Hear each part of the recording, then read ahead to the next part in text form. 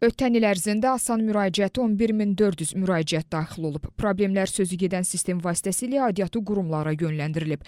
Həmin müraciətlərdən doğru ünvanlanmadığı üçün 1491-i geri çevrilib, 5835-i isə cavablandırılıb. 2024-cü ildə qurumlara 4200 müraciətdən 3500-dən çoxu yönləndirilib, 2200-dən artığı isə təmin edilib. Bununla yanaşı, Zəng çağrı mərkəzinə ötən il ərzində 1132 müraciət daxil olub və cavablandırılıb. Bunu Asan Müraciət İnformasiya Sisteminin 2024-cü il ərzində fəaliyyətinin yekunlarına həsr olunmuş tədbirdə Prezident yanında vətəndaşlara xidmət və sosial innovasiyalar üzrə Dövlət Agentliyinin sədri Ülvi Mehdiyev dedi. Beynəlxalq təcrübədə bu cür sistemlər 3 ya 4 ölkədə var, mövcuddur. Amma Asan Müraciət öz rahatlığı və funksionallığı ilə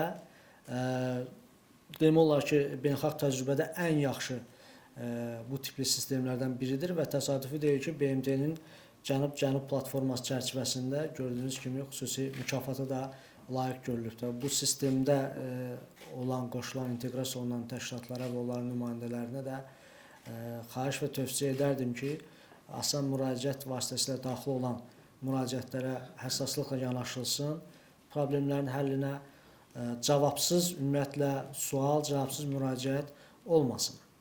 Hazırda Asan Müraciət İnformasiya Sistemi 97 qurumun iştirakı ilə ölkə ərazisi üzrə müraciətlərin qəbulunu və aidiyyatı üzrə göndərilməsini təmin edir.